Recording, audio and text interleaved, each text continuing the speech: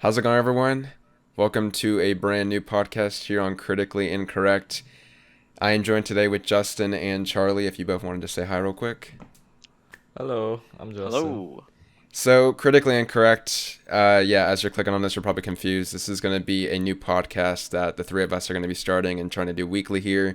Many of you will know us from Gaming at its Core, our past podcast with Josh and Ryan and some others. We're trying to kind of bring back another weekly podcast series to be a bit more consistent. We just kind of were reminiscing on old days of doing podcasts and how fun they were, how kind of productive it made us when we had something scheduled each week to kind of record. It was kind of nice to be able to check in with you guys every single week. And ultimately, we figured we'd try to do it again, but under a different name, kind of remove ourselves from that past branding. Fuck, I hit my mic. And try to do things a bit more professional. So the plan for every single week is to get an update, is to get an upload every single Saturday on pretty much noon Pacific. So I believe in the UK that would be around 7 or 8 Pacific, depending on time zones and all that. For those of you on the East Coast, that'd be around 3 p.m. And that's pretty much the goal. I will say quickly in this episode that next week will be a bit different. It might possibly be delayed just because obviously of the next generation consoles arriving. The current plan is for me and Justin to do a duo episode talking about our first impressions of the PS5. So the aim will be to get that up. What that would be on Saturday the 14th. But if it is delayed a bit, maybe a day or two, just understand that obviously we're trying to play and cover this thing and fit that in with our schedules. So yeah, with that being said, I guess we'll go into some more meatier introductions. We have a new face here with Charlie, aka Charlister. If you want to introduce yourself, Charlie. Hello. I occasionally do videos on my YouTube channel, Charles10, and I try to stream occasionally, potentially a bit more regularly now because we are in lockdown here in the UK. Also at Charles10, you can find me on Twitter under the same name. Cool. You might know him from Ooh. the Robin community if any of you have been into that. I know our fan Yeah, bases kind of back in the collide day. in that. As well as Justin, obviously a core member of Gaming at its Hello, Core. I'm back. I used to do YouTube. Haven't done so in a while, but hopefully that changes sometime in the near future. Yeah. We'll see. I don't know. Maybe the PS5 kind of, sparks that what's that YouTube passion I used to have back in the days, a couple years ago. It's been a while since I've, done anything on YouTube, but I definitely miss it. So this, like doing this podcast, it's enough for me for now, but yeah, it's good to be back. We're trying to slowly some inch him podcasts. back into some content creation here. Yeah. Hey man, with the new generation of consoles arriving, there's kind of not a better time to do that, So we'll see how Right. things go. I guess one thing I will reiterate is that this is going to be a three-man podcast at its core at the moment. We're open to having guests, At as a in like a score? fourth. At a score? Yeah, at its core, haha. But yeah, it's we had Gaming at its Core episodes where they possibly could go into 5 to 6 members, and they were pretty much chaotic. I think a lot of you remember that we often would like talk over each other. A three-man podcast allows us to possibly have shorter episodes. It's less of like going by one for each person to have their own kind of comment on news stories, and it allows more natural conversations to take place. So we're trying things out here, and believe it will be just for the better for the podcast. And yeah, with that being said, kind of the layout of this new podcast for this week's episode, at least, will be we're going to go through news stories, and then we're going to go through questions. Justin actually went ahead and asked questions, I believe, about 2 weeks ago regarding it. I do want to mention here before we start getting into the podcast to ask questions for next week's episode. Preferably, since it is going to be about the PS5 and our first impressions, maybe ask questions what you want to know about the PS5. I mean, not like we're going to be breaking any news that you can't find anywhere on like, credible gaming websites and all that, but, kind of things of like maybe what is our like most in like what's our, game that we've been playing that impresses the most with the DualSense or just anything like that. Any questions, just ask us, and me and Justin will answer that for next week's episode. So with that being said, we have quite a bit of gaming news, pretty much all around the PlayStation 5, no surprise there, but I do want to talk about an Xbox news story first here. Xbox Series X and S review embargoes actually went up today. We're recording this on Thursday, and it looks like, preferably, around every single, journalist, they haven't really played any like exclusive or any, kind of specific Xbox Series X game that utilizes it to its full power. So really, it's kind of a review on the system itself, just purely on what it does. It seems to be pretty good. A lot of headlines and news stories just say that it's, pretty consistent. It doesn't really do anything too different.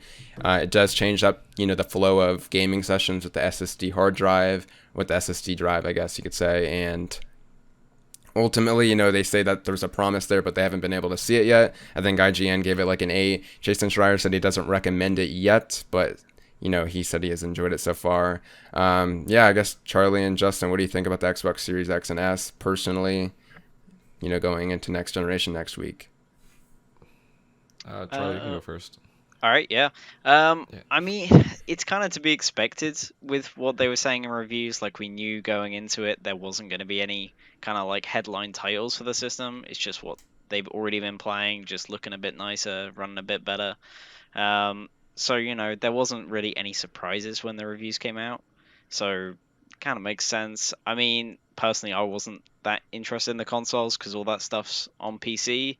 But I think they're going to be a good console for people who do want either the cheaper end, good intro price with the S, or if they just want the most powerful thing without, going for a PC. So, yeah.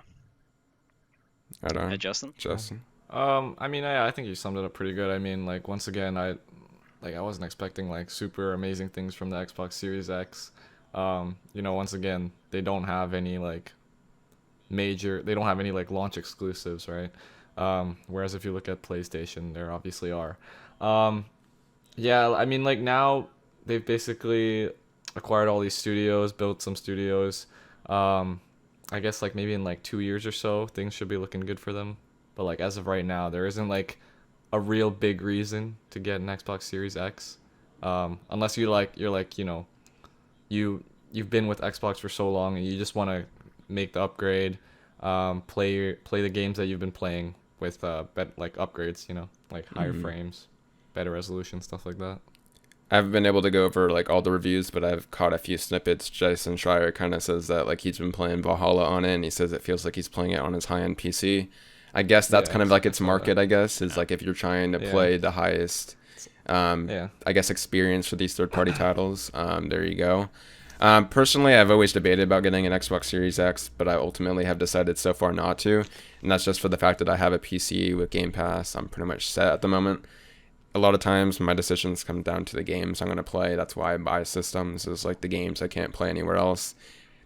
Currently there's nothing really there based on, Xbox's as a whole, kind of their whole marketing scheme and philosophy with Xbox branding. So will be interesting to see how that launch goes next week. It does feel a little light just because there isn't really a game we're waiting on, as compared to the Sony side, but still, like, I'm sure it will perform a lot better than the One X and One S rather, and we'll see how things go from there. Going into the PS5 news side of things, some information came out today. Sony actually came out and said that they're not going to be accepting any in-store purchases for the next generation console. Pretty much everything going on launch day, specifically the 12th and the 19th, you can't go into a store and pick it up. You're going to only be able to pick it up if you have like an online order. This is pretty much obviously due to the pandemic and COVID. They're trying to keep people safe. And yeah, I actually heard about this from my store a few days ago, but I didn't think this was actually going to be something that happened for both consoles and for something, globally, I guess you could say. But it makes sense at the end of the day. It does make me kind of feel like sad in a way, but obviously not wishing it happened. Like, you look at, past news stories or like past videos on YouTube and stuff like that of like these crazy, insane people waiting in line, and it has that kind of vibe to it. Just like that's always what happens at every single next generation console. Obviously, due to COVID, that can't happen this year, but yeah, it is a bit sad, but obviously good on Sony and Microsoft. I believe Microsoft's following suit with that as well, because I believe it's for the Xbox Series X and S as well. I could be wrong, but yeah, pretty interesting. And yeah, did you have anything of note to comment on that? Not really. I just saw like I think it was the U.S. Walmart, like the PS5. They were doing like pre-orders at like 3-hour intervals. So it was like you can, like I think on November 12th, like at 12 p.m. they'll have like a few or like some that like the site will open and you can pre-order. And then again at 3 p.m. and then 6 p.m. I think I saw. Yeah. And then for Xbox they only had 12 p.m. like one time. Yeah. And I think. You go. Sorry, Brandon. No, you can go.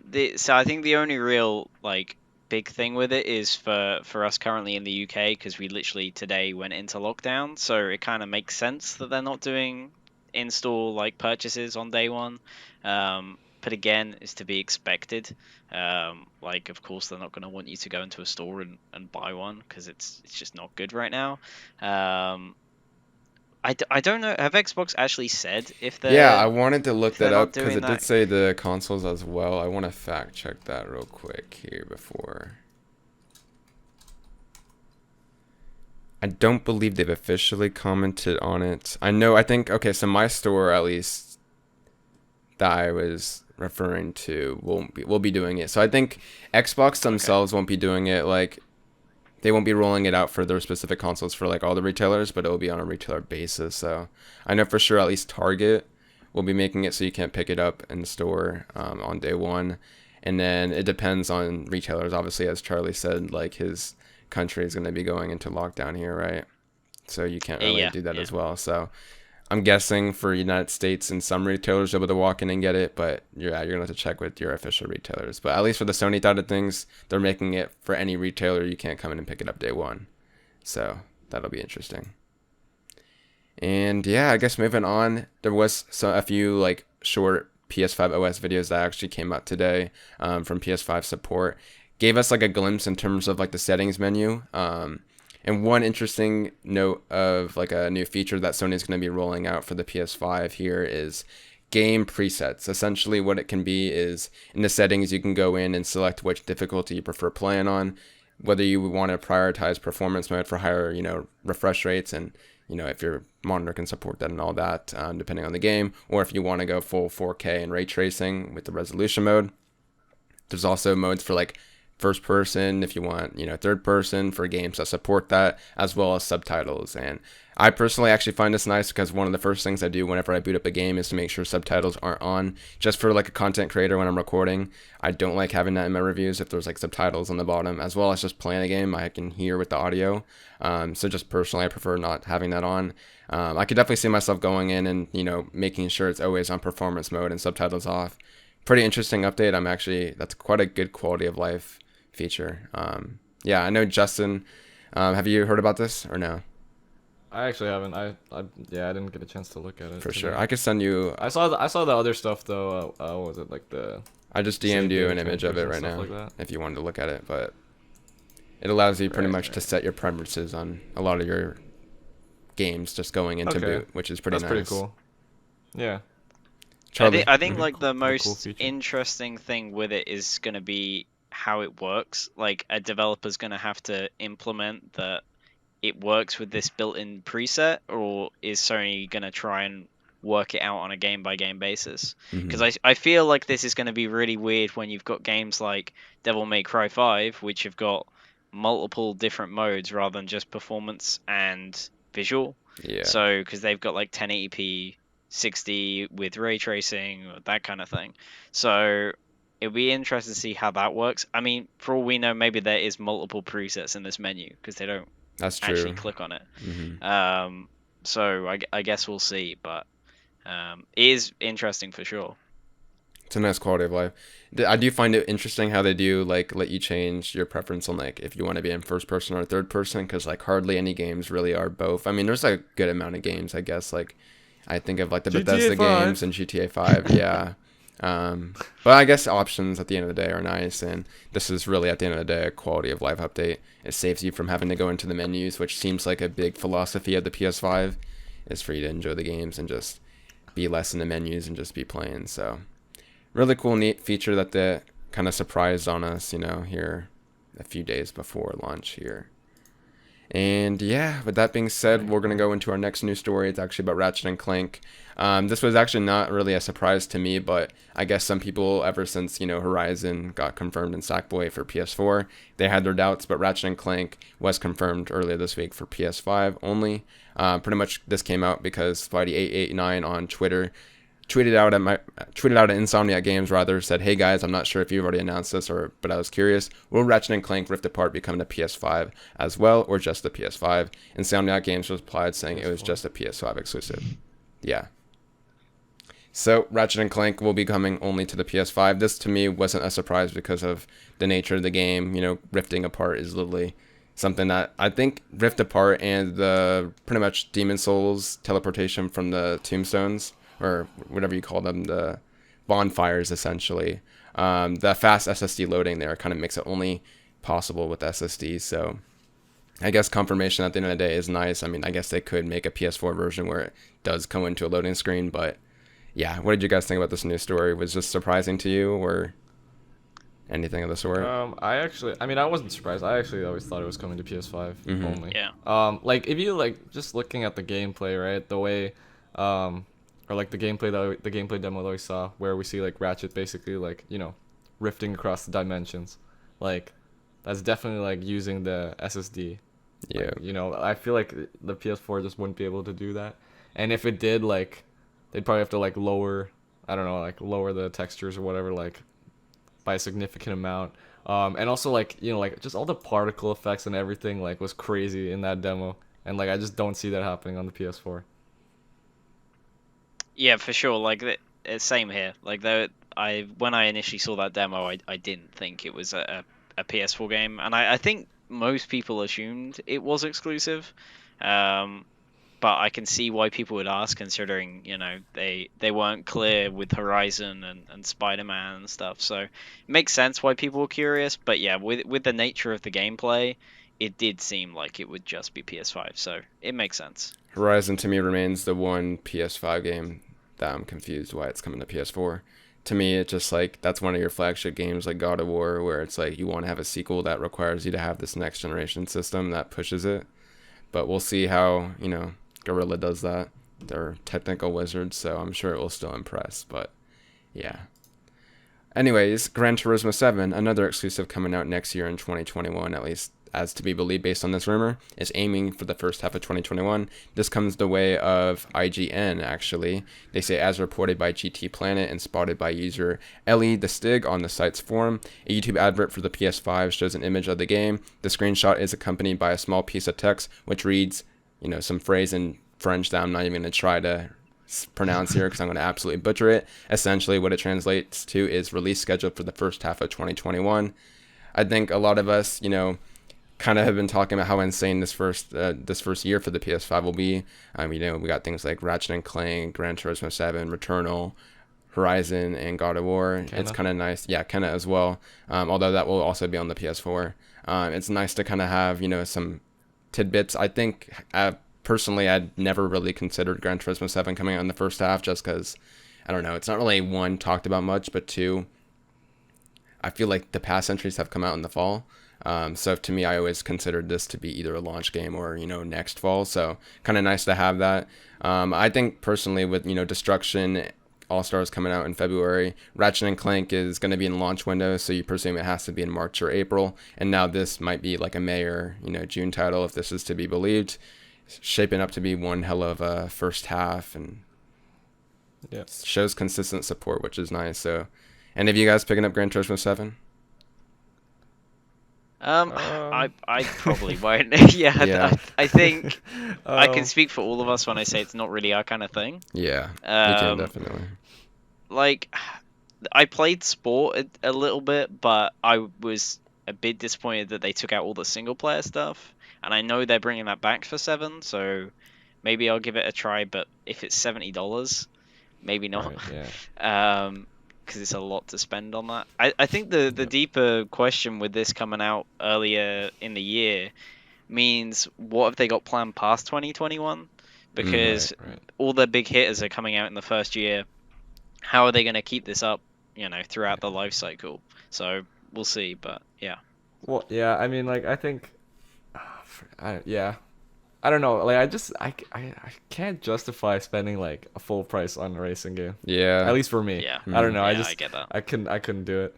Maybe like if it dropped down to like the half, like half that price. So like for me it would be, well, I don't know if I guess game prices are going up for the PlayStation exclusives, right? So what that would be like 50, 45 for me. I don't know, cuz like all the Demon Souls is like $90 for me in Canada. So So it'd probably be about the same, Um, right?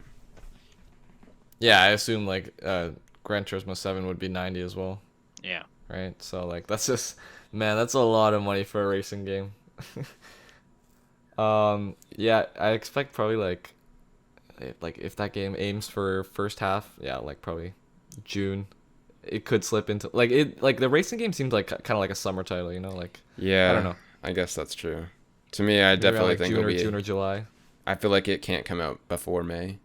So any time Right. after that, it's fair game in my opinion. Yeah, because Ratchet, I Yeah. assume, yeah, like you said, March or April.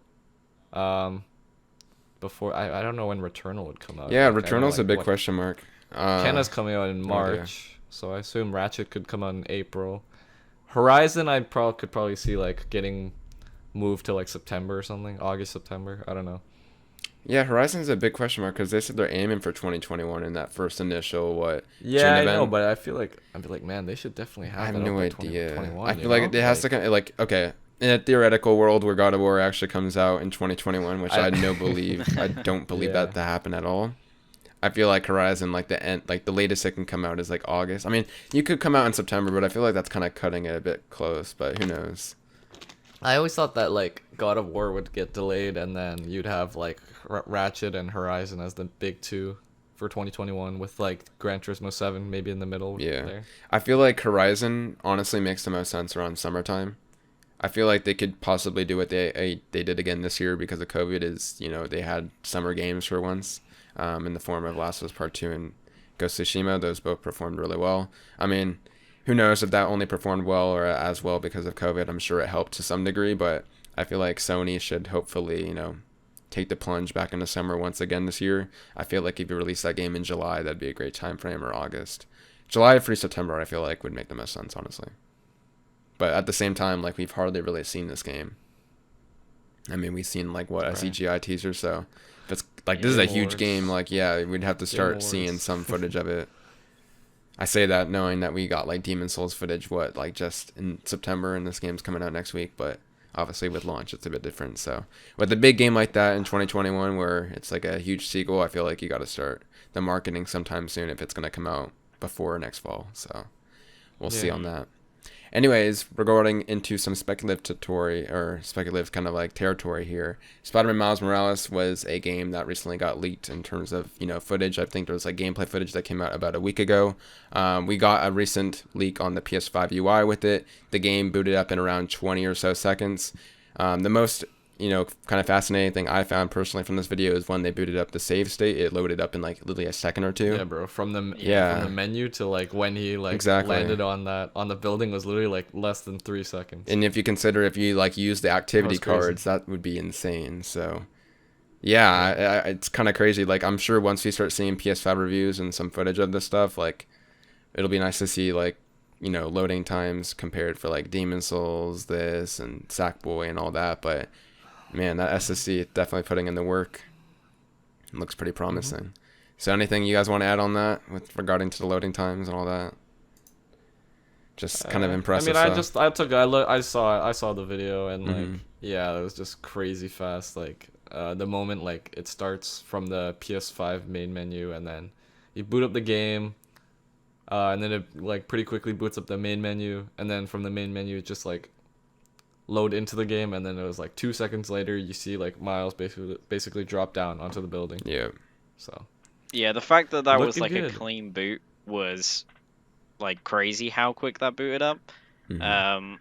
I think it'd be really interesting to see how quick these games load when you're going from one to the other, like whether it does have The the switcher. switching feature, Yeah. like they kind of teased and the Xbox has. Because I mean, if it can boot up that quick, then switching between games is going to be insane. So, but yeah, I guess we'll just have to wait and see. I mean, we might even find out in the next couple of days. So I think I was about to add this in. I think we might find out a lot more information on the PS5 tomorrow because I think at least Spider-Man's confirmed to have its review embargo lift. I wouldn't be surprised if yeah, Astrobot and the PS5 console itself also get review embargoes lifted tomorrow. So Mm. when we're recording 86 this, Metacritic yeah. for Spider-Man. 86 Metacritic. Well, we're gonna do that near the end of the episode. We're gonna have some Metacritic predictions, but yeah, by the time you're watching this, we might have a lot more information than what we currently know on the I need to look up podcast. Is all I'm Spider-Man's trying to add. Metacritic right now. We'll have a whole segment like at the very end, just giving some predictions on that, All right. and that'll be cool. Speaking of, games running on the PS5, Days Gone will be getting a update, 4K up to 60 FPS, pretty much Dynamic joining range. it alongside what Ghost of Tsushima and God of War. Days Gone is a game that actually ran below, I believe, 30 FPS in quite a bit of scenarios. So this is actually one of the games that I'm actually, usually you hear about these 60 FPS modes, and I'm just like, that's cool. But like when you take a game that struggled to even hit 30, that's when I get really excited, because games like Last Guardian, Bloodborne with its bad frame pacing, and now Days Gone, like getting those games updated, I feel like you'll really be able to tell the difference. So yeah, do you guys think you're gonna replay Days Gone? I feel like that's one of the games where like No. I don't think I'm gonna No. return back to it though. That's the thing. See, I No. might do. I was one of the people that really liked Days Did Gone. you get the platinum trophy? I Um, forgot. I did Platinum Yeah. Days Got it. Gone. I think the interesting thing with Days Gone is it's getting a patch, whereas God of War and what's the other one that's Ghost of Ghost? Tsushima. Yeah. They're not patches. It's just you're running the performance mode. So in theory, they're still going to run at a lower resolution. I think Whereas Ghost of Days Tsushima Gone- actually will be a patch, because there isn't really like the performance mode currently isn't unlocked, so they have to actually go and unlock it. God of War, I think, is just going to be running the PS4 Oh, okay. version. I thought the performance mode was 60 FPS. But that Not may on be my Pro bad. at least. I think they actually have to update that. Oh, okay. But yeah, so Days Gone like is a full-on patch, which is interesting because it's not the game you would imagine would get one. hmm But then it did sell really well, so I can see why they're doing it. But I'll probably dive back in at some point and try out New Game Plus, but I wouldn't imagine it'll be anytime soon. Man, so like we've gotten confirmation on like pretty much every big game from Sony, like besides Bloodborne and Naughty Dog's Last titles. of Us, Yeah, yeah. exactly. For me, I think the big Come question on, mark is Naughty two Dog. games. I just want Part 2 to be 60 FPS and Bloodborne. Yeah. Uncharted 4, like, yeah, like I'm not really gonna replay it again. Give me Uncharted 4. I still want it, obviously, like do it. Like there should not really be a reason why you don't go back and patch it. There's demand Yeah. is definitely there. It's one of the most highly critically acclaimed, games on the PS4, especially Bloodborne, man. Everyone's been like talking about Bloodborne for years to get a 60 FPS patch. Hell, it was yeah, what I people want the wanted for 60 the patch. Pro, and they didn't even do that. So like, someone's gotta like, come on, Sony. I want the Figure bro. I something want out. the 60 patch so I can play it. Jeez. Yeah, Justin hasn't played Bloodborne yet, so I haven't even that'd played be Damn, great for him to okay. jump in Right, with yeah. a 60 FPS Yeah. Demon Souls and a 60 FPS Bloodborne. Heck, Sekiro, I believe, is unlocked on the PS4 Pro, so that will be hitting, I believe, pretty much around 60 FPS if it's going to match the Xbox Series X performance at least. So, yeah, Bloodborne and Last of Us Part 2, I really want updates on that. But while you're there with Yeah. games like Last Guardian, that'd be cool, because that game ran really shit on PS4 at like 25 FPS, I think, quite often. Yeah, I couldn't even play it. I stopped playing because I couldn't do it. All right, for me, that's because of the controls, but yeah, Okay, that there's too, a lot that of too, issues but the with frame Last rate Guardian. definitely didn't Yeah. help. The frame rate definitely didn't help. So yeah, it's nice to know. I mean, like we're less than a week, and like we still have some big key titles that we're waiting for updates on. Obviously, mainly for us, it's been, well, at least for me, it's been the Naughty Dog titles and Bloodborne. Especially since Part 2 is such a recent title. That's the weirdest one for me, honestly. Like Bloodborne, I get that game came out like 4 years ago. Or no, 5 years ago. Holy shit, 5 years ago. Wow. Yeah. But like Last was Like Part 2. 5.5 actually. Yeah, 5.5, this is actually. getting depressing now. Let's stop. But yeah, Last Part 2, like, dude, it's like 4 months old. A little bit more than that. 4.5 months. So, Sony, what you Yeah. doing? Naughty Dog, get your act together, patch that shit, and I will replay it again. So I have not replayed Shouldn't it be that again. hard, right? Like, I don't know. Like, are they just being lazy? Well, it's not even that. Like, Ghost is putting in the effort for it. It's like, why Yeah, don't you I do it for know, Part I 2 know, as well? It I literally know, came so out it like a shouldn't month be that before hard. it. That's why like it shouldn't be that hard. Yeah, exactly. Really. Like Days Gone came out in 2019. Yeah, last year. God, COVID Yeah. this year has just made me lose all sense of time. I mean, it But, yeah. almost begs the question: is it Mhm. because they want to do a remaster? That's Like, one is- thing is I've been that- wondering. is That's that what been they're a. trying to I didn't do? want to bring that Yo, up, I'm but not I would buying not that. be I'm surprised. not buying it. I won't buy it. They'll be I like, mean, with I the think- 3D audio, the PS5, you can hear the clickers, and they'll be like, yeah, okay, $60, pay us, and then you'll get like a factions beta. No. Man, I could see that See shit that? happening. That's yeah. I could see that shit happening, which is terrifying. And then like regarding how the Game Awards plays out, what if they're like the Game of the Year edition? So we'll see. We'll see. I mean, what Spider-Man is getting a remaster. What's to stop that from happening with Part 2? Exactly. Yeah. So- That's the thing.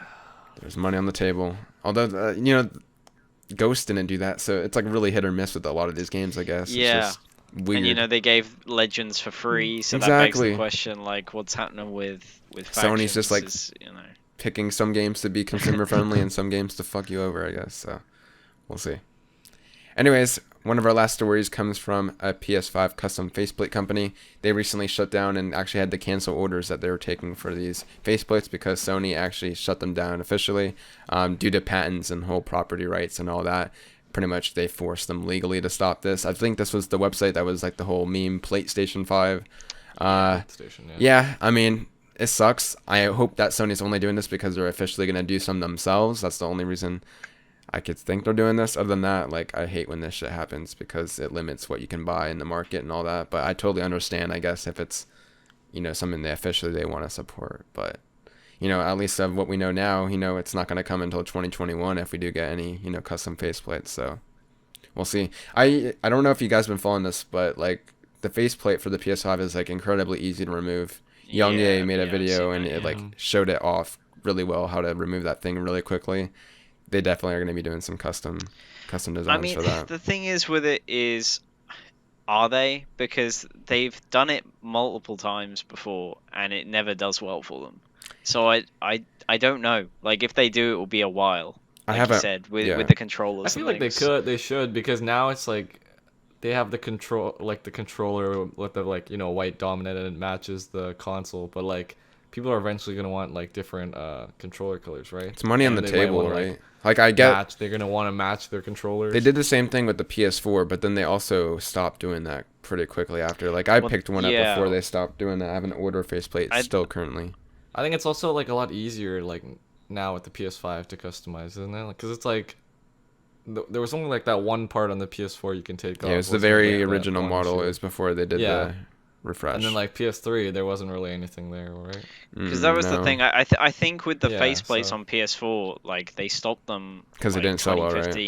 2016 even, because they did like a No Man's Sky one. But yeah, they didn't sell well at all. So that's what makes me think if they do these, it's gonna be a while.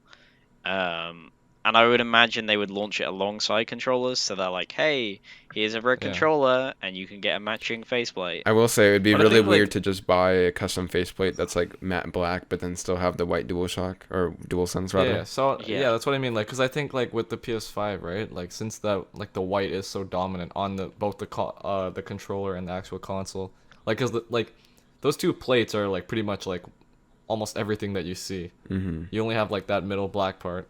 Really, that's not white. So if you take off those two white parts, like you can just put in another color, and then that basically changes the whole look of the console.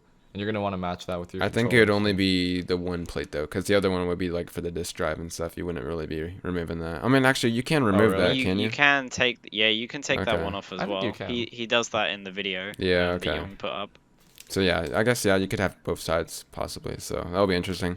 I do tend to agree. If you can only take off one. I do feel like they're gonna wait for custom designs or something like that. I'm hoping that they let's say like God of War does come out next year and they do like a holiday kind of bundle for it.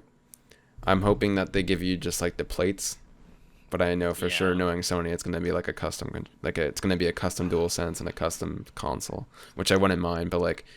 A year in, everyone already has a PS5 at that moment. I mean, I'm sure people are waiting for God of War, but I feel like a year in as well, it's they're probably gonna change it up and change that middle bit to matte. Like, I feel like it's gonna be a PS4 thing all over again, where everyone buys them and they get really scratched up because of the gloss, and then a year in they'll change it to all matte, and it'll look way better. And then I'll be contemplating replacing mine just because I don't want scratches. Yeah. I'm hoping that we'll see some collector's editions physically next year. The launch titles being like, I think they're pushing digitally quite heavily with the digital deluxe and stuff. So who knows if we even get like special physical editions like what we've been talking about next fall. But my main reason I'm believing that they're doing these big digital like releases is because of the console. Obviously, you don't want to have like collector's editions and all that stuff launching day and date. I know there's like a lot of uproar in the Spidey community when they announced there wasn't a custom console, but this is just how console launches go. You want to be very focused and concise with your messaging. So, yeah, with that being said, we'll move on to our last news story regarding storage. Yeah, roughly about 650 gigabytes according to a blurry picture that, of course, that's how rumors tend to go now of someone having their hands on a PS5 early. 650 gigabytes. Obviously, this is coming off of the 825 initial storage, but obviously OS is going to take up, some sort of space. If this is to be believed, the OS would take about what 175, 150. Because I think the rumor was like 650 to 660 gigabytes. We don't have like a official number there, but that's kind of like the ballpark we're rolling with. So that's like what if you consider like I mean, it games makes are. sense. If you look, it makes sense. Wasn't the PS4? I remember it was like when you open it, wasn't it like 370 or something? Yeah, that Yeah, it was was like really about bad. 120 gig that it takes up. But Hmm. I mean, as well, I think people were trying to say as well that about 20 gig of this is taken up by like Astro's Playroom once you Not update 20 it. gigs, is it really? It was something like around that. I want to say it was like Jeez. 671 that it would be without Astro. Hmm. Um, but hey, I could be wrong. But There's a I rumor think that that's Astro what was 1 or 2 I was gigabytes, seeing. and I always found that a little weird considering that it has 4K assets and all that. Like, if they It's compress that down to, well, it's not going to be small, but it's not going to be massive. So yeah, like I feel like 20 gig is it's probably accurate because you can just uninstall it. Like you're not going to have that on there forever. So yeah, I guess that's true. I do want to quickly go over like most of the big launch titles and their file sizes. So, Sackboy Big Adventures coming in at 32 gigabytes. Spider-Man Miles Morales just like standalone is 50 gigabytes. If you do get the, I believe it's the Ultimate Launch Edition, that's $20 extra. That's 105 gigabytes, so about double the size there for 2 games. Demon Souls will be 66 gigabytes, and Call of Duty Black Ops Cold War coming in with that hot 133 gigabytes. Which actually, I don't know if you follow me on Twitter, but there was like a leak that came out, like a fake leak that said like 280 gigabytes possibly. So yeah, that gave me like a mini heart attack yesterday. 130 gigabytes is still big. It's more on the acceptable side. It still is BS. I feel like they can definitely condense that a bit.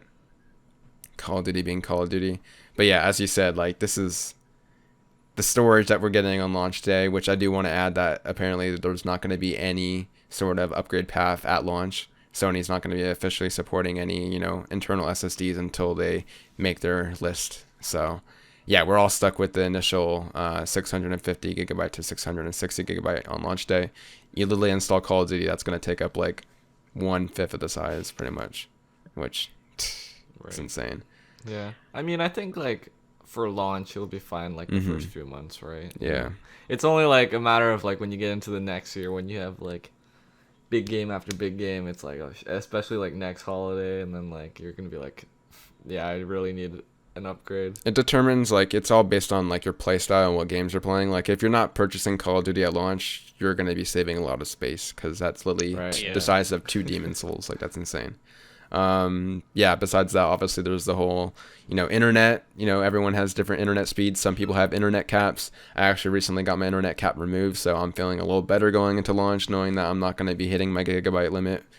Solely based on downloading PS5 titles. So there's that whole aspect because if you don't have an internet cap, you're probably more inclined to uninstall and re-download games. Yeah, what is your guys' playstyle? Like, do you guys traditionally just try to have as much as you can on your console and only uninstall when you need to, or when you beat a game, do you uninstall it? Um, well, I never really had that problem, right? Because the thing is, I replaced my 500 gigabyte hard drive with the 2 terabytes. So I had like I don't know what 30 PS4 games on my PS4, and it was never really a problem. It was only like if I actually did keep on downloading new games, and I had it to the point where I only had like I don't know, like 1 or 200 gigabytes left.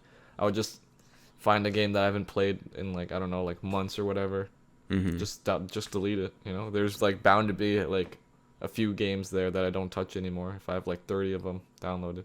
So, with this like only 650 gigs available, it's gonna be a might be a challenge. Gotta pick what's important, Yeah. what I'm gonna keep on the system, and what I'm gonna have to delete. Charlie, what's your lifestyle with downloading and uninstalling? Yeah. I mean, over here in the UK we don't have data caps, so I would uninstall and re-download stuff a lot, because that just isn't a thing over here. Um, but I think it's going to be more interesting this gen because I feel like we're finally going to see more games do the whole. Do you want to download single player or multiplayer? Because they tried to do that on PS4 Yeah. and basically no games really used it.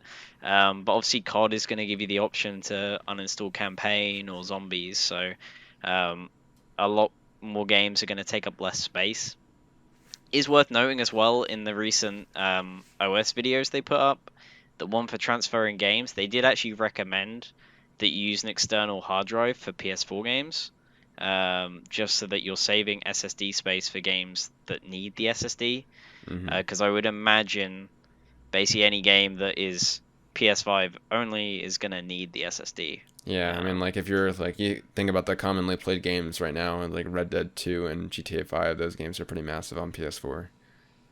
So like you literally Yeah, put that in to play on your PS5, and you're like taking a lot of space for a backwards compatible game. So I totally, understand that. yeah, exactly. Yeah, my personal play style, like I'm not gonna lie, I have a 2 terabyte PS4 and I still hit my cap a bit. I think I literally had to uninstall something for a patch of a game yesterday. I try to have as much as I can on my system. It's not more because of like data caps and all that. It's more because PSN is so slow that I don't want to have to go into the situation where I feel like playing a game and then have to wait for PSN to take like a whole entire day to download something. I'm obviously exaggerating, but that's something that I hate about PSN is this slow ass download speeds. I'm hoping that's something that they improved on with PSN going into PS5. We'll see. That'd be a pretty big change, but yeah. Let us know in the comments section down below what your playstyle is like. We'll be interested in reading that. Anyways, we're going to go into our questions of the week.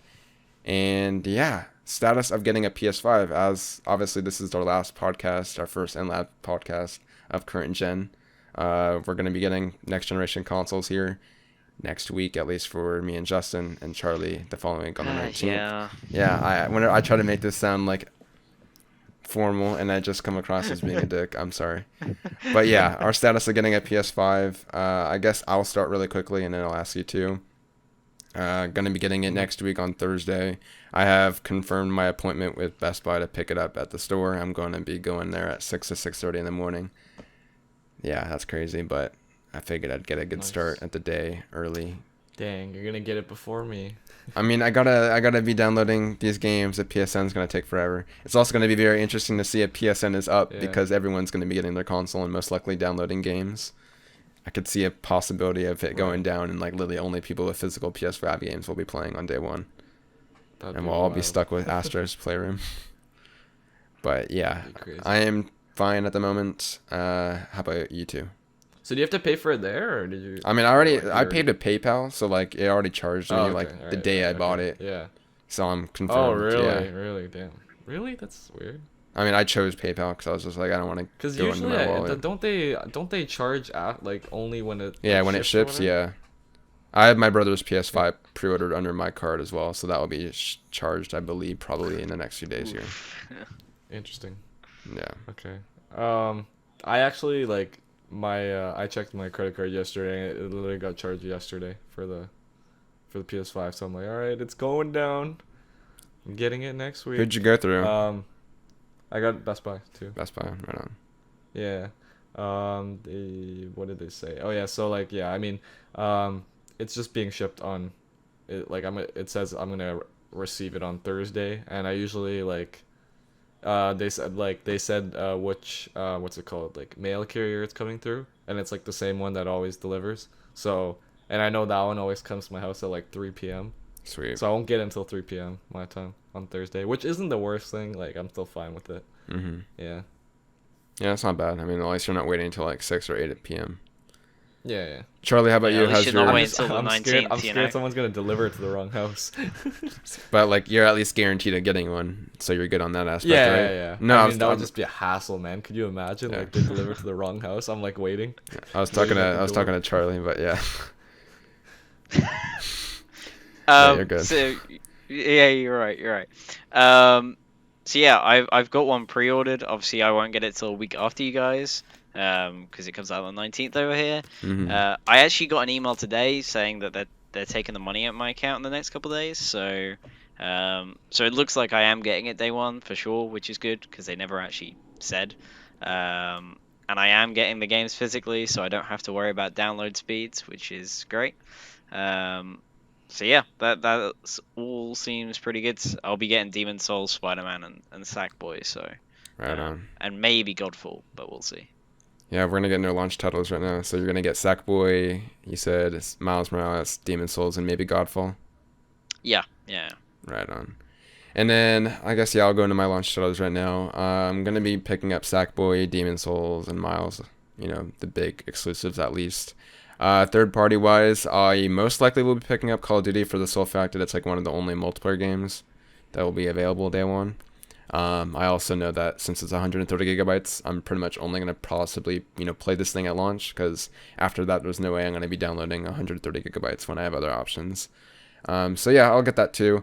Contemplating Watch Dogs Legion just because of the fact that it is 30 FPS. I want to wait till there's, hands-on impressions if the DualSense is good with it. We'll see. It's a game I definitely want to play. Like, I've been waiting 4 years for this game, so the fact that it's out, like, it's killing me not to play it right now on PC. I'm just waiting right now to see how it plays on PS5. So, yeah, Godfall, I'm currently still on the fence about. It is, convincing me more and more I see it. It's just the fact that it's $70. I'm just going to wait for reviews, but I could totally see myself giving in just for the fact that it is a multiplayer game and, or I guess I should say co-op game. And it is using the DualSense, so. Yeah, it's weird. You know what's weird? Godfall's like $5 more for in my country. I don't know why. Really? It's like $5 more than Demon Souls is? Yeah, it's 95. What the hell? And then like all the other editions, I don't like, what is it? They're like the Ascended something edition. It's like $135. Christ. I'm like, what the hell? I also will add, I'm gonna be going mainly digital. There's two reasons for this. One, Sony's pretty much offering so many bonuses for digital, like, deluxe editions. So, like, I'm picking up the Demon Souls one, like, pretty much solely for the fact that it's going to give me the soundtrack. And then, obviously, with, like, Sackboy and Miles, I'm picking up for the fact that it's going to be... Well, I guess Miles is different because it is offering that physically. But really, Sony's kind of pushing for these digital pre-orders with incentives for buying it digitally. There's nothing comparable, at least for or at least for Demon Souls, I know, for... any sort of deluxe edition there. So that's one of the main reasons why I'm going digital.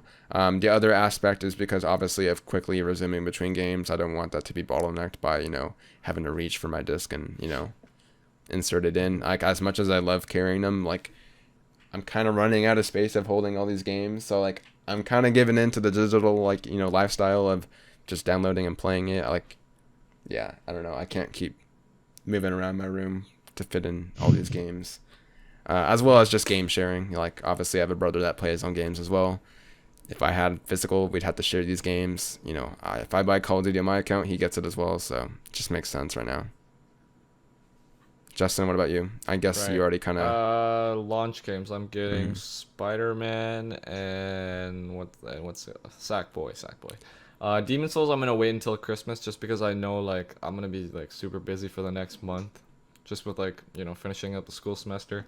Spider-Man I know it shouldn't take me too long. Like, I feel like I would be done that game within like a few days, right? Watch me beat the story by Friday. This man has a reputation of pushing through games insanely fast. Yeah, like if I get it Thursday, I can already see myself beating it like Friday. How long did it take you to beat story, part 2? right? You beat it in like one day, but like your playtime. I beat part 2 in 19 hours. Yeah, it's insane. Yeah. So Spider-Man, what's it called? Sackboy should be like a fun multiplayer game. We're gonna play that co-op actually, right? Yeah. Yeah, so we're gonna do that co-op. Like, I'm planning to play that with Brandon. Brandon and his brother, and then one of my friends too. So that should be fun. Yeah, I don't know how long those will last, but yeah, basically like I guess I'm getting Watch Dogs too. Technically, I'm getting Watch Dogs as well. Are you getting that on PC though? Yeah, I'm getting that on PC.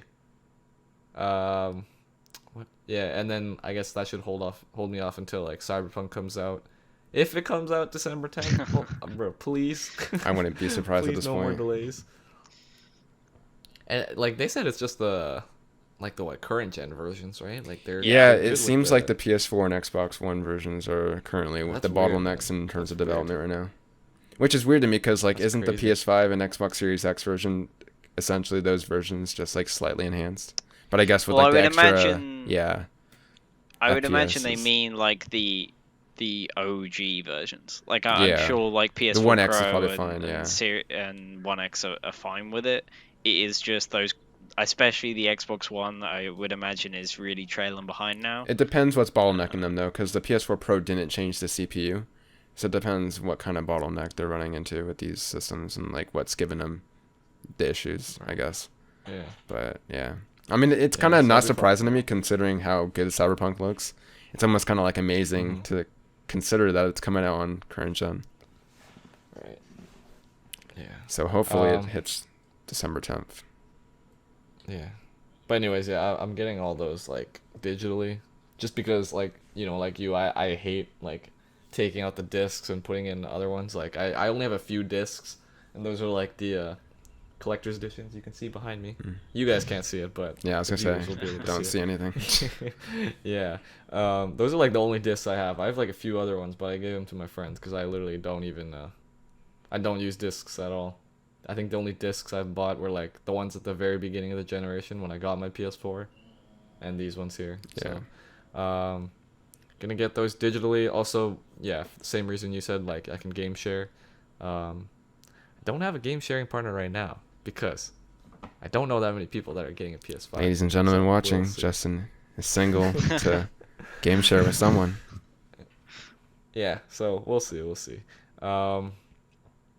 But yeah, so yeah, I think Demon Souls I do want to play eventually. You gotta so I stream think that. that'll be a game I want to play like maybe around Christmas time because I think that'll be like a good amount of time where I'm done everything else and I've played a good amount of Cyberpunk.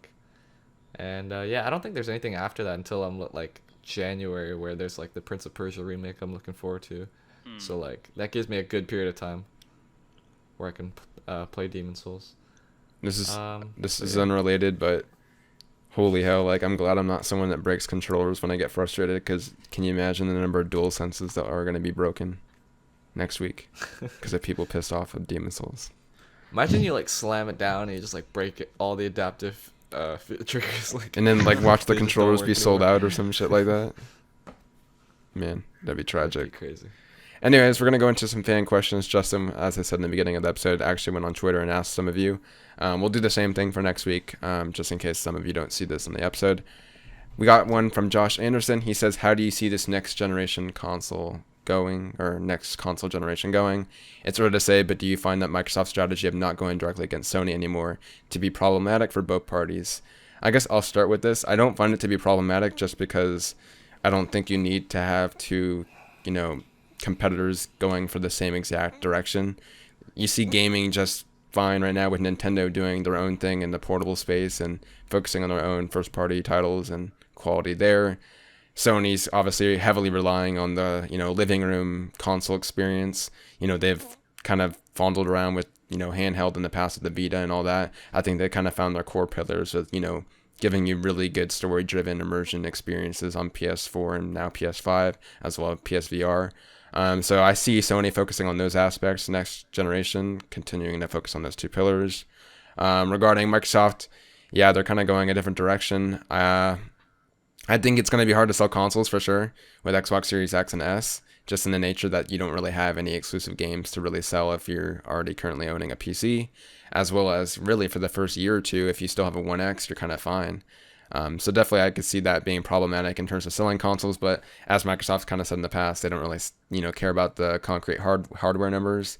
They're more about getting people into Xbox Live and Xbox Game Pass and growing that, subscription base. So that's kind of where I'm seeing that. Yeah, that sounds pretty good. Yeah. Oh, sorry, Justin. You go. Oh, okay. No, I was just gonna add a few things. Mm-hmm. Yeah, like you said, I don't think it's really problematic. I think it's fine that these two companies are going their different strategies. Wait, sorry, did you sorry, I didn't hear if you said what did you say? Did you say if you see one Well, I think company going hardware ahead of the other? wise, I think Sony will sell more just because you see Yeah, the yeah, momentum okay, of the okay. PS5 right Right, now, right, and yeah, the yeah. fact that you need to have a PS5 to play Demon Souls, Ratchet and Clank, and presumably God of War 2. Okay. Yeah, so that's what And I I don't see that changing. yeah. I don't see that changing, obviously. The house they haven't I think messed up. it will be like, I think it could be like a lot closer this generation compared to last, but I definitely still see like Sony being ahead. There definitely is something to be said about Microsoft winning, the gamers like faith. I think that's a big thing. Like I hate using the term gamers, but like the people that are in the know, I feel like a lot of times we make purchasing decisions based on like ethos in a lot of ways, like based on like credibility and how like they're kind of making their decisions for the consumers. Just because you see like the constant backlash when companies do go wrong. You see that with the PS5 and the momentum they have because of the loyalty that Sony has with its player base. So there's something to be said about them making really good decisions right now that can possibly be the groundwork for them, continuing to grow in the future. So we'll see.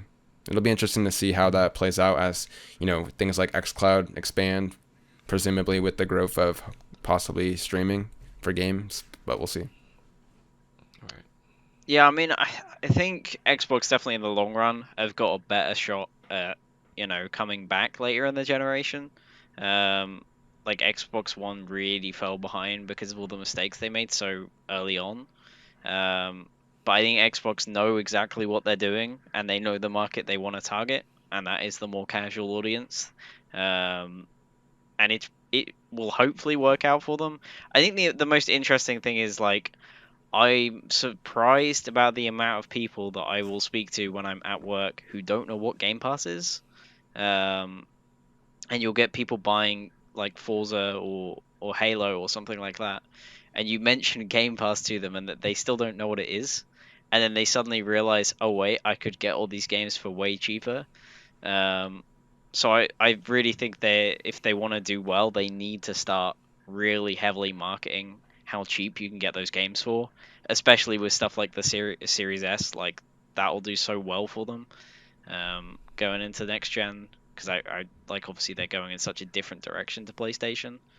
But yeah, You gotta you both imagine, hit the nail on the head. So yeah, you gotta imagine that with games going up to $70 at least on the Sony side and a lot of the third parties, Game Pass is only looking more and more enticing, right? So yeah, if they increase that marketing, I could see definitely, we already see Game Pass in terms of like sales numbers, like they're hitting peaks constantly. Definitely, I can only see that growing as games go higher and higher. Anyways, we got another question from Sarkaz. He says, do you see game consoles still existing as we know them in 10 years' time? We're obviously not there yet, but I think there's a lot to be said for them going the way of DVD players and favor Xbox cloud streaming style apps on the way for TVs from all the console manufacturers. Wait, did I read that right? Favor Xbox cloud streaming style apps for our TVs from, yeah, okay. So, yeah, a lot of kind of questions regarding the next generation consoles, preferably, kind of past 5 years. Yeah, like what's going to be changing. In terms of adding on what I already said, I definitely think they'll still exist in 10 years just because a lot of people like the actual hardware. When you think about, people that are heavily into movies, you don't see them constantly talking about what Blu-ray player they have. Like, they just talk about the movie. When you see gaming, like, we're a lot more of a fan base that's dedicated to our actual machines in a weird way. I mean, not a weird way, it makes sense, but I think comparing streaming to DVD compared to streaming of games isn't really, too comparable. Like, it is definitely something that we'll be seeing the rise of, presumably, but in 10 years, I don't think that's enough time for people to get rid of their PCs and consoles. You also got to imagine who streaming is going to be for, so streaming really is probably going to be for the people that play on phones at the moment, not for people that play on, PS4s and PCs and Xbox. So that's kind of really my answer there. Okay. I just want to say, like, because if you think about it, 10 years, like, it may sound like a lot of time, but, like, really, that's only, like, you're talking about the next generation after this one. Mm-hmm. And, like, we've even seen recently, right, like, streaming games with, like, Google Stadia, like, that just completely flopped. Like, no one's even talking about the Google Stadia anymore, really. Yeah, I true. think I just think... I think the okay, sorry. sorry Justin. No, that's okay.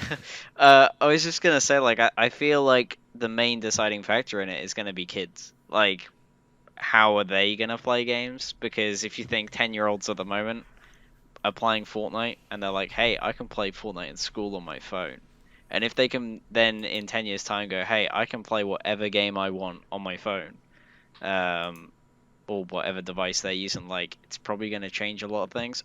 Like I said, I still think consoles are going to be a thing, but it will be a quite different landscape by then. And I think there will be way more streaming services that are actually successful by then. So We see Amazon, didn't they announce like a few weeks ago they're the doing Luna, a Luna yeah. thing? Yeah. I also feel like we heard this question like last generation going into PS4.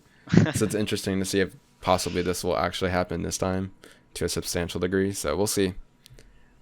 Yeah, I definitely won't be switching to streaming until like they really get that, hitting that nail on the head. Yeah. And that's even Yeah, if I mean, it's not like, even consistent right now. Like, you yeah, have to have such a good like internet connection just to exactly. maintain like a stable like frame rate or whatever. It's about performance too. When you're watching a movie, like Yeah. you got to hit a lot of less things, for movie streaming. You're not needing like a certain FPS to stream a movie.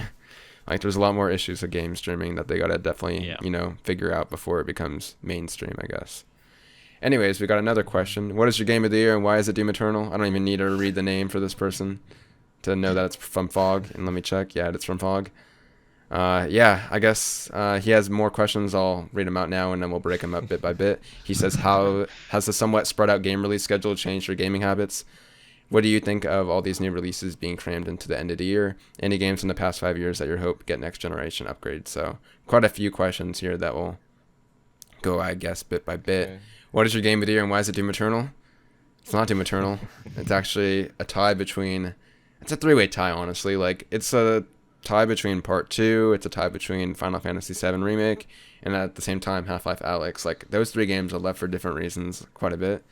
Less so on Part 2, just because I still am really iffy on that story. Like, I love everything about the Joel flashbacks and all that, but everything about the Seattle plotline is just doesn't do it for me. But that game is still, like, really impressive technically, gameplay-wise and all that, so... Yeah, I guess besides that, Final Fantasy VII was just really fun to play. That's also another one of those games where it's actually the opposite of Part 2, where it's like objectively it's not that good. Like there's a lot of filler content in terms of side quests and all that, but just the core of that game just is, I don't know, like I wanted to see it through. I played the original and I wanted to see everything happen. The game was so good. Yeah. And then Half-Life Alyx, I guess that was VR's first big, I guess, substantial release. It was, I said it before and I'll say it again, like a lot of times with VR games, you gotta like boot them up and like it's really hard to boot them up when you don't have that motivation. Like I booted up Half-Life Alyx more for the story of Half-Life than I did for VR, and that's kind of what we need for VR is just generally good games, not just good VR games to jump into that. So I guess, yeah, any of you guys want to tackle the game of the year question? I mean, well, like for me, it's not like I was thinking about it. I haven't actually played that many new games of this year. Mm. You know, like I only played Last of Us and Ghost. So I'm like, cause I'm like, damn, what did I play this year? Like, I really spent like most of quarantine playing games that I missed out on the past like 2 years. Like I played Days Gone this year. I played Death Stranding. I played Red Dead. Right. So, and yeah, I like enjoyed those a lot. Right now, like out of only Last of Us and Ghost, I would definitely say I enjoyed Ghost of Tsushima more. Just because, like, man, I really did not enjoy Last of Us Part 2. Just that story was like, man, I was just pissed off the whole time. Like, I had a lot of fun with the gameplay. Like, the gameplay was a lot of fun. But, yeah, I just could not enjoy that story at all. Only, like, a few sections, like you said, the flashbacks were great. Even though Abby's section... gameplay wise had a lot of great moments, but I just like really didn't care about her story. And then like that moment of realization when I'm like, oh my god, like playing 3 full days of her. I'm like, yeah, this is not the game I wanted. So Ghost, yeah. Yeah. So right now, yeah, I definitely had a lot more fun with Ghost, even though like it doesn't do anything new. It's not very original. It's kind of like your typical Ubisoft game, glorified in this new setting. Gameplay mechanics were a lot of fun though, and I had fun like upgrading my character.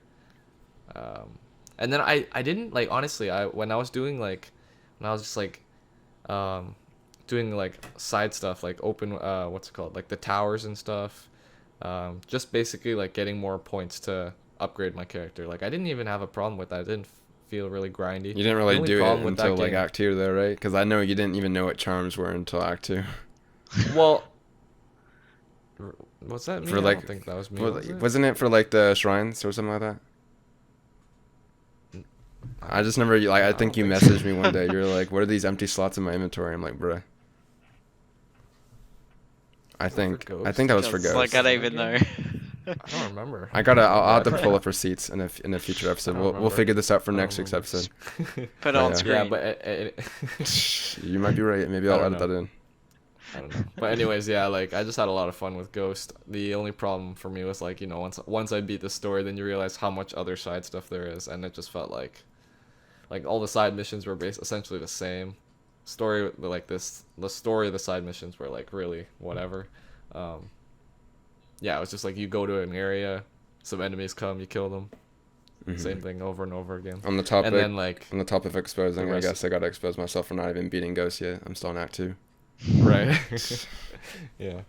And yeah, all the rest of the other side content is pretty much the same over and over again. So that was like the only kind of like, what would you call it, like sour aftertaste of the game. Everything else though I had a lot of fun with. So for now I'd say Ghost. Cool. Yeah, I mean, for me, it's probably either Ghost or Half-Life Alyx. I don't really know for sure. I want to say Ghost mainly because I feel like with Half-Life Alyx, it was really good, but I'm also kind of there's too much nostalgia there for me to really judge it fairly because I wanted a Half-Life game for so long. I don't think I can judge it fairly. Ghost I only recently beat and platinumed. And I'm actually kind of annoyed it took me that long to beat it because it is so good. And like Justin said, like it doesn't do anything like crazy new, but I think what it does do, it kind of perfects it and just makes it a little bit better. And I really liked the story in it. I thought it was really good. Yeah, I mean, I did all the side stuff as I went along as well. So by the time I beat the main story, I think I only had like an extra 30 minutes to platinum it. Like it because I'd done Oh, everything. What the hell, really? Yeah, Damn. like you were saying about doing the side stories afterwards. I did all those before I beat the main story. So Wow. yeah, I no, was doing I that for really like liked hours after. it. Yeah, no, I really liked it. I do need to go back and finish Legends though, because I have not. Right. Yeah, that's Not the thing. gonna That's do all that. three of us Yeah, actually. you We gotta- mentioned we gotta Legends. do the raid. I wanted to say. Yeah. Hey, we can do it Um, next week, or not next week. We're not gonna do it next week. Right. But we could do it in 60 FPS now on PS5. So Exactly. Yeah. That's the thing I forgot to mention. Yeah, Legends. Like just the fact that like a few months after the game released, and like no one expected more content like that, and they like release a whole co-op mode. You know, yeah. like that was just out of nowhere. Yeah. And for free too. So yeah. All right, cool. His second question was, has the somewhat spread out game release schedule changed your gaming habits? For me, like, I don't even know what he's on about because, like, it feels like every Yeah, I game's don't being really- crammed into next week, bro. So, like, not You really. just mean I like mean, I just he buy says what that you in the interest next me in. you question, mean throughout the Brandon. whole year? Well, he says, what do you think of all these new releases? Oh, yeah. So, So wait, yeah, what? he also Are you says that. contradicting yourself, Hog? What did you think of all these new releases being crammed? I mean, I guess I could speak for myself that I feel overwhelmed next week of what to play. Like, on one hand, I want to revisit Demon Souls, which is a game, like, I'm on the final boss right now, about to beat. So it's kind of dumb I'm doing that. But for me, I want to be able to see the comparisons between the PS3 and PS5 remake. But, yeah, I just feel overwhelmed because on one hand, I want to beat Spider-Man before all the spoilers come out. Demon Souls looks phenomenal, though, and then Sackboy obviously looks really good as well. So, yeah, I do feel overwhelmed next week. I guess it's safe to say for you two as well. No. Yeah, Charlie's next just gonna be week sitting I'm there waiting. really overwhelmed. Yeah. Yeah, next week's gonna be tough. Well, I because mean, don't know like, what I'm when the gonna play. PS5 launches, all right. I mean, sure, it's not gonna be as bad as I thought it would be. Without Because for Cyberpunk. me, Cyberpunk was meant to come out the same day, Yeah. Mhm. and that would have really been tough. But yeah, I don't think it's going to be as bad purely because of that. But it is still like 3-4 games that I may be getting on the same day. Like that's going to be I'm tough thinking to back to manage. the PS4 launch, and I was hopping between game, and I only had like Knack and Killzone and like Assassin's Creed. So like the fact that I have like double that seemingly next week is just gonna end me. But we'll figure it out. I'm gonna try to limit myself to focusing solely on a specific game and then Say, jump around. But we'll see we're how that forgetting goes. about Bugsnax as well. So I'm that's not gonna touching eat up a lot Bugsnax of till time. December probably. What do There's you no way. mean? Bro, Bug snacks. we'll see. Okay, Maybe first game I'm Monday. I booting think up. Monday reviews come out. We'll see if that game all of a sudden becomes like game of the year. But we'll see. Anyways, the last question, he says, any games from the past 5 years that you hope get next gen upgrades? We kind of touched on this in Yeah, we the kinda earlier talked about topic. For me, it's gonna be games like Last Guardian and Bloodborne, where it's like they have actual like, issues with its frame rate. And besides that, just Part 2 and a lot of the other Naughty Dog games that came out this generation that I wouldn't mind replaying. And yeah. Yeah.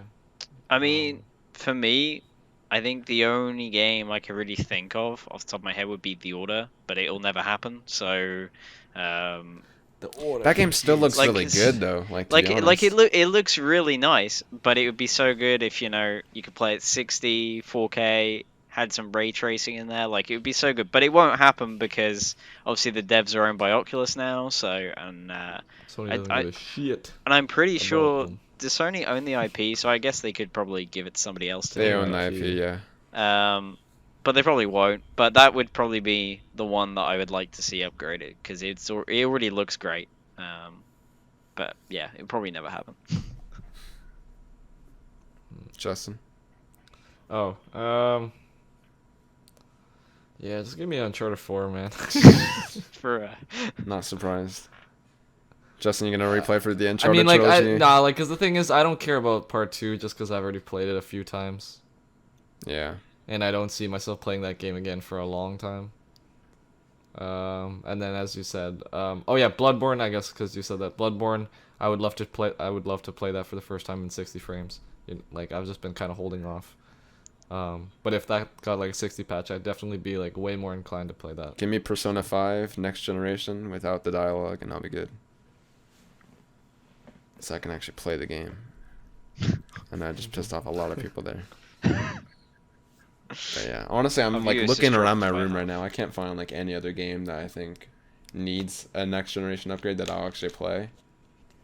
Like, what? Like a lot of the games I currently like play are 60 kind of, or will be 60 here soon. So To be maybe. fair, Oh I yeah, said Red Dead would be a good next generation Yeah, I was thinking upgrade that for too. 60 maybe Red FPS. Dead, but That's then again, another I one. don't see myself playing it again. I would play it on PS. Well, I have it on PC, so probably not. But like, just to have that on console would be great for, 60 FPS, and obviously, load times as well if you optimize that specifically. So that kind of leaves it where it is now. My cat is deciding to hop on my desk. All right, and for our final segment this week, before we conclude this week's podcast, since embargoes are going to be lifting any day now for a lot of the launch titles for PS5 titles and some third parties, we figured we'd go over some of the Metacritic scores. I guess we're probably going to only stick it to first party, right? So I believe Miles Morales and Sackboy and Demon Souls, those will probably be the big three, unless you guys want to do Bugsnax or something. I don't know what I would say. I mean, we already know Bugsnax is going to get 100, right? So is there really any need to I mean, yeah, comment on exactly. that? Cool. All right, so I guess I'll start really quickly, and then we'll go into Justin and Charlie's predictions. So, Miles Morales, I'm doing this off the top of my head, by the way, for those wondering. Yeah. I think an 80... I have faith in Insomniac. I feel like they'll get an 87. Actually, oh fuck! I was just gonna change mine to 87. It's too late, Justin. You Hey locked man, it you're in. typing on the dock. Fuck. I don't think any Alright, people fine. listening have heard what you wanted to Fine, say, so fine, I fine. technically got it That's first. fine. That's fine. That's okay. That's fine. I mean, we can say the same numbers if you want. It's not like a game or anything like that. So if you want to do 87 Not a as well, it's totally competition. fine with me. But yeah, I think 87. Sackboy, I definitely see that being the lowest of the three. That being said, I do think it will be a surprise game because I definitely think that game will be good based on interviews and just what we've seen of it. I feel like that could be... What? Although I say that Crash 4 was also insanely good and that didn't really get the highest of scores. Sackboy will get an 80. I'll say an 80. And then leaving it off of Demon Souls, I do think this will be the highest one just because of how impressive that game is. It's also like the only, I think, next generation title, so I feel like they might utilize the DualSense and won't be bottlenecked. Not like reviews are really, heavily performance-wise based. I definitely see Demon Souls probably being like, I'll say a I don't see it getting like 10, so I don't see it can go above 90. I'll say a 90. And yeah, you two want to add anything? Yeah. I said like an 86 for Miles, just because like I think the original got like what 87, 88, something like that. So I It's said I think 86. it's actually 86. When I looked. Oh really? Yeah. Oh, I thought there was at one point. It was You think like it higher will than that. hit what the original did, even though it's like a safe kind of continuation? I'll say 86. I'll say 86. So it's 87. Demon Souls. Oh, okay. Demon Souls. I'll give it a 91. Damn. 91. And Sackboy, I'll say like 84. Okay. Charlie? So yeah, for me, I'm gonna say 89 for Miles. Mainly because I feel like people are just gonna say it's like the original one, but better in most ways. So I feel like it is gonna get a slightly higher score, but I could also see it getting lower. So we'll see. I'm gonna say 90 for Demon Souls. I feel like it's gonna score really high, but I didn't want to go higher than Justin. Yeah. So that's why I put 90. And then Sackboy, I said 82 because I feel like even though it's gonna be like a sleeper hit, I feel like there's gonna be a lot of reviewers that kind of gloss over it and give it a lower score. So Yeah. I feel like that's gonna knock it down a bit. But Is Astrobot getting reviewed? I feel like that might get reviewed. I feel like that's been a Astrobot, discussion 78. online. Like, All right, in the case So- that is reviewed, we probably should give scores just in case. okay, 82. I'll say 80, just like Sackboy. I'm gonna say 79. All right. What'd you say, Justin? 82? Cool. I said 82. Okay. Yeah, I just think that, like, I don't know, I feel like Sackboy will be more impressive, but I don't know. They've also been praising Astrobot. And, like, I feel like that, like the Easter eggs and stuff, I don't know. Yeah, I definitely think it's going to be high 70s, possibly an 80. I'll be optimistic and say 80, even though I think it might go down to the 70s, so. Shix Hydrobot. And then besides that, I think we're all saying 100 for Bugsnax, right? Sure. That game's getting a 79. Bugsnax? Yeah. Dude, now we gotta all do review scores for Bugsnax. God damn it, Justin. Bro, I'm like typing it out at the same time.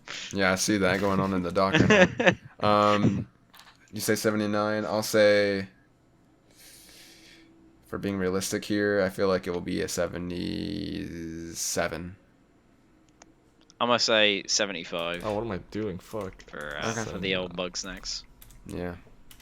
Cool. So those were the launch titles given review Metacritic scores. I'll probably post these on Twitter just because Miles will be going up tomorrow.